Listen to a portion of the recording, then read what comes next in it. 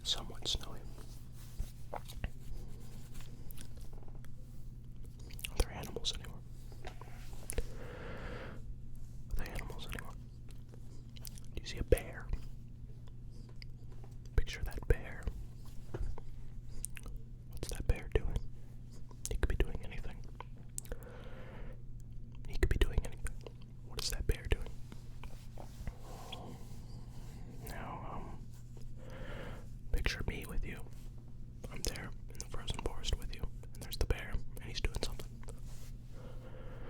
There's that bear. There's me, the frozen forest, the snow, the snow falling off the trees, and such. Picture the sounds of the snow crunching as we walk through this frozen forest. As we walk through this frozen forest, picture that snow just crunching. Me, you, the frozen forest, the bear, the trees, however tall you want them to be. Now, this is where it gets crazy. We just got scooped up by a UFO. There goes the frozen forest. There goes the bear. There goes the trees. The snow. The sound of the snow crunching. There goes all of that. And we are now inside of a flying saucer. What does that saucer look like? What does it look like?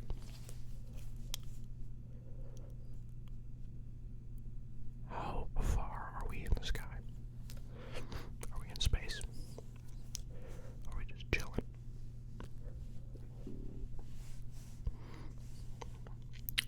Now, the aliens pull up.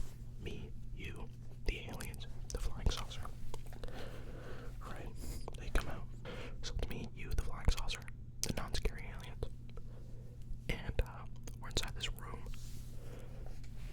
It's a white room. It's a white room. And there's one table in the middle. Do you see it? Do you see the table in the middle? What's on that table? What's on that table? Is it perhaps pizza? Is it perhaps pizza? I think it is. There is pizza on that table inside of the white room, inside of the flying saucer with the aliens. Me and you, we go up to this pizza and we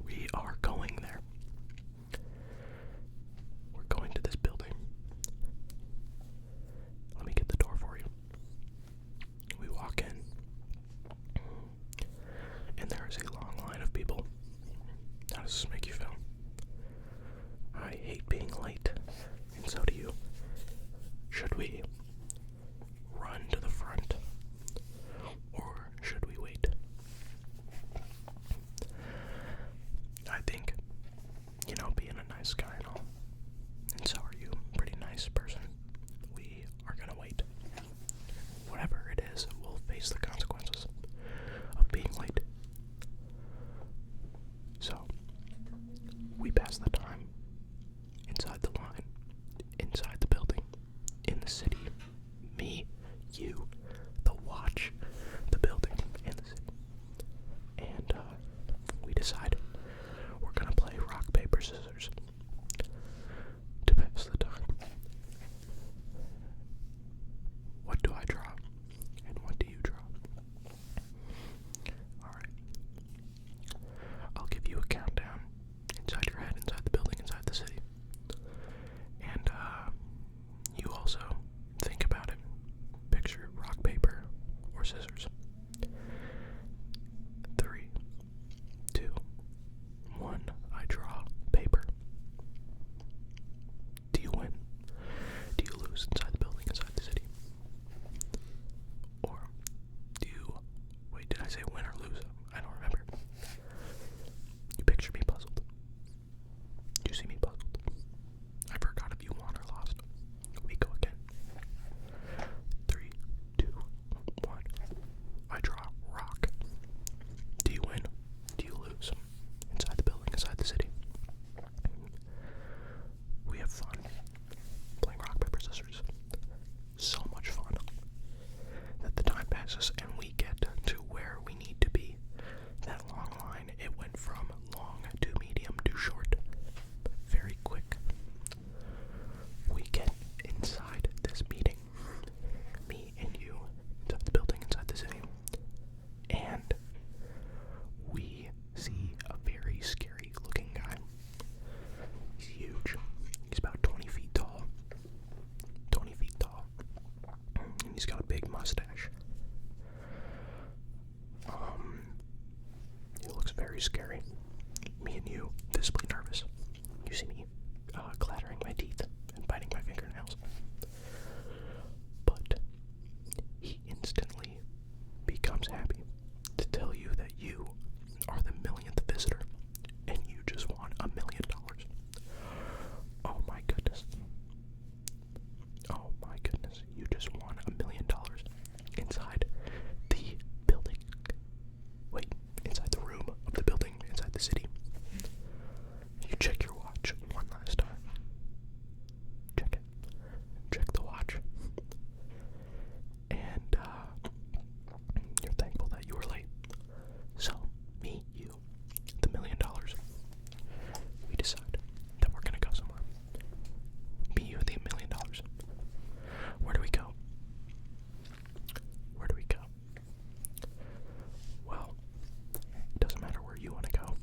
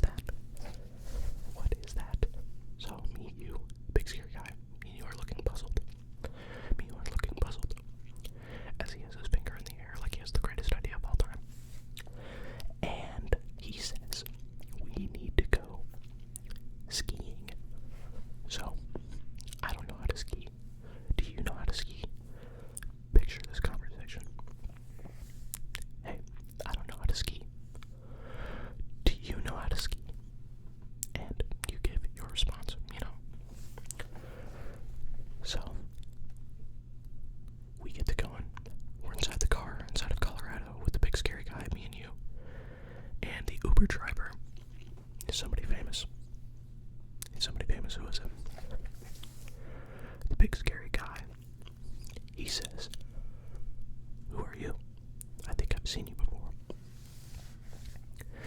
And he turns around, and it's Jimmy Fallon. Oh my gosh.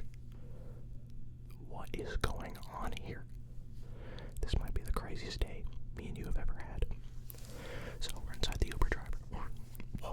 We're inside the Uber. And the Uber driver, it's Jimmy Fallon.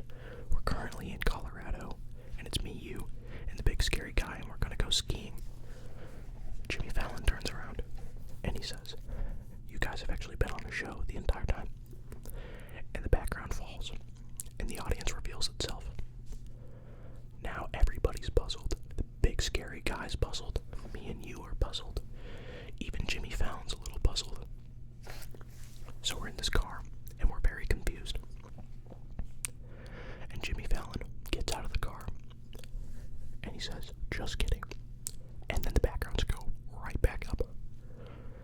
So Jimmy Fallon turns around, and it ends up not being Jimmy Fallon at all. So now, me, you, the big scary guy inside of the car inside Colorado, we're even more confused. Even more. Both look at us. We're all puzzled. There's question marks above our heads. And, turns out it wasn't Jimmy Fallon. It was just a guy who looked just like him. And, for the rest of it, I don't really got anything for you. But we end up going skiing, and we get to Mount Scary Mountain. And the big scary guy says, "Hey, I bet I could do this." And we turn to each other and we say, I don't know. And you see my knees visibly shake. Do you see it? You see my knees visibly shake. Do you see my teeth clatter and my fingernails chewed? We get to the mountain. We're at the very top. We're at the very top of this mountain. And the big scary guy jumps as high as he can.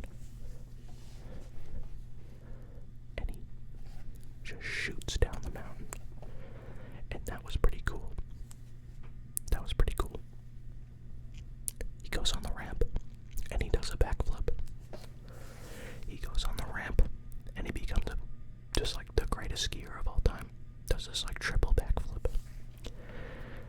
And we're like, whoa, that was insane. That was cool. We didn't go yet. Me and you are still sitting right at the top of the mountain. Do you see me, you, on top of the mountain inside Colorado? We got our skis on. You check your watch one more time. Thank God you were late, because this is a crazy day. But we ski down, and we get right back. You guessed it. The frozen forest. We're back in the frozen forest. Do you see the bear and the trees? The snow crunching at our feet, but now we have skis on. And we got one more follower with us. The big scary guy. We got the big scary guy with us. The big scary guy looks at us, and he says, "You know, guys, I don't appreciate being called the big scary guy. That's just not who I am anymore." And he shrinks down to the normal-sized guy. So now, me, you, the normal-sized guy, inside the forest with the bear and the trees and the snow crunching at our feet, we decide that we're going to get to walking because we just made a new friend. The normal-sized guy. It's just not who he is anymore. He's not big and scary.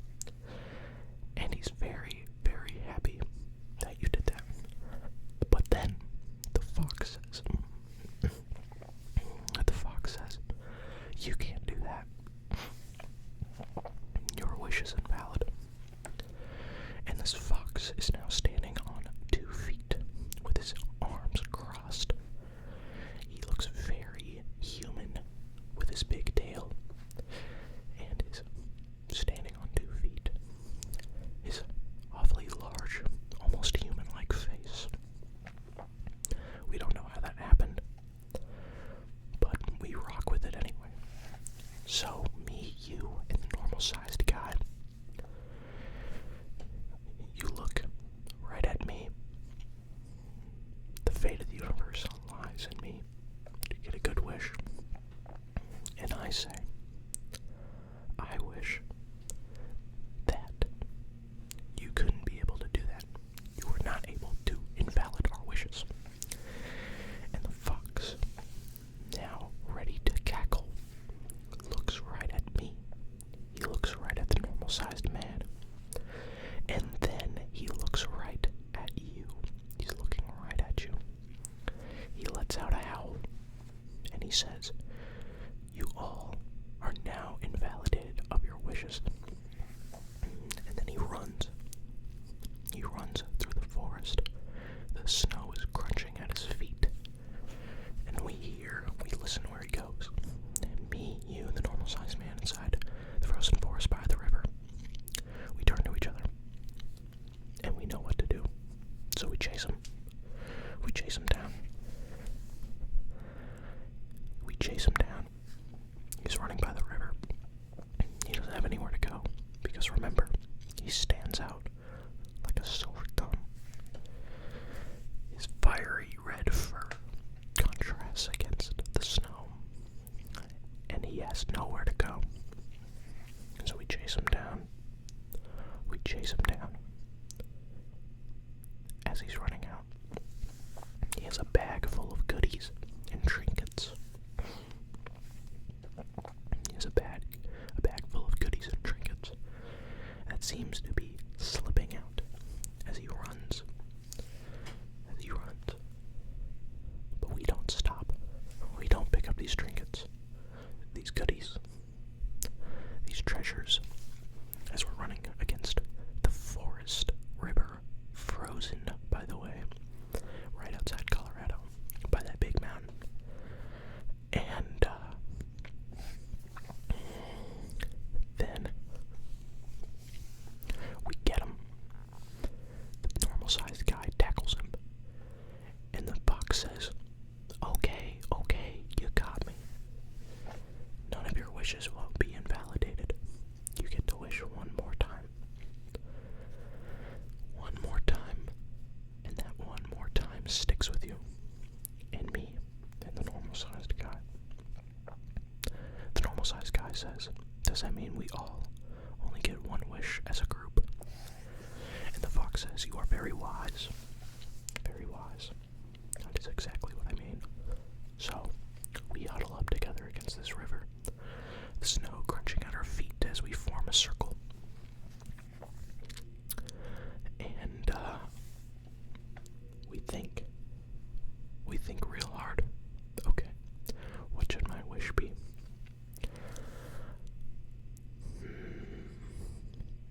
We're thinking real hard. The fox laughs once again and taps his wrist. You're running out of time. But then you look at your watch one more time, mirroring his movements, and you decided to turn it back 30 seconds. So, we turn it back 30 seconds. You do, that is. And we're right back to where we were right when we tackled the fox. And the fox instead says, I don't have any more wishes. I don't have any more wishes. So you call him out. You call him out. You are a liar. Because we just time traveled back. And I know that you have at least one. Normal-sized guy says, how do you know that?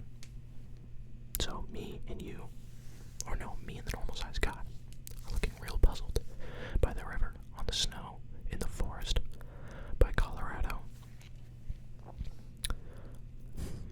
And, we're like, how do you know this?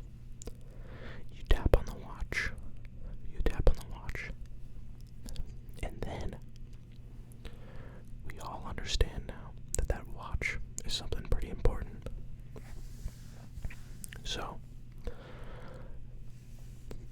the fox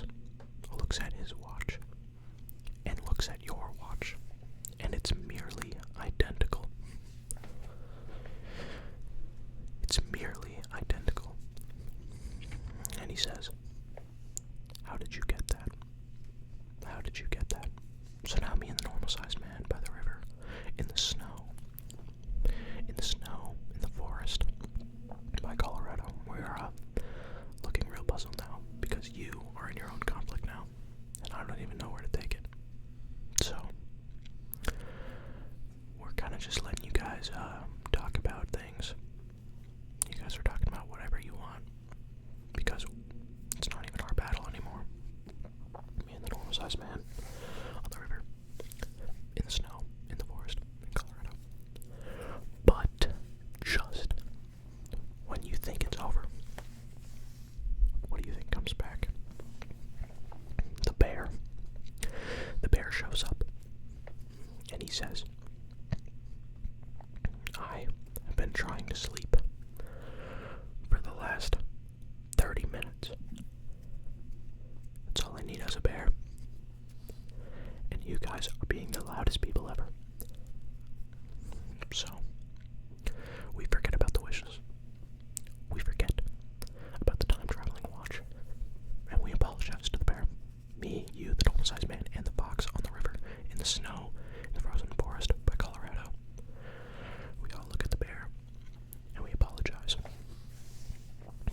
And then we decide to hug it out. We hug it out. And then we call her quits. And me and you, we say goodbye to the normal-sized man and his new identity. We congratulate him once more. Congratulations, normal-sized man. We didn't think you were a big scary guy after all. And he thanks us. And he begins to walk back to the city. But first, what he does is he gets picked up by the UFO. Because he will be brought back to the city. Me and you, we walk away. We walk away. The snow crunching at our feet in the frozen forest. Snow crunching at our feet in the frozen forest. We walk alongside the river. We see an opening, and we take it. And for the fox and the bear,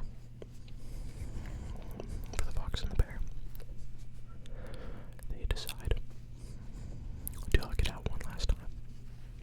We don't know why. Perhaps some unfinished business. But we see it from afar by the river. By the river. So, me and you, we get to the clearing. And we say goodbye. You look at your watch. I look at it. I say, hey, what's the deal with that watch? And you shrug your shoulders. So now we're outside the frozen forest. We're outside the frozen forest. And we say goodbye. You don't know about this watch, but it's pretty cool.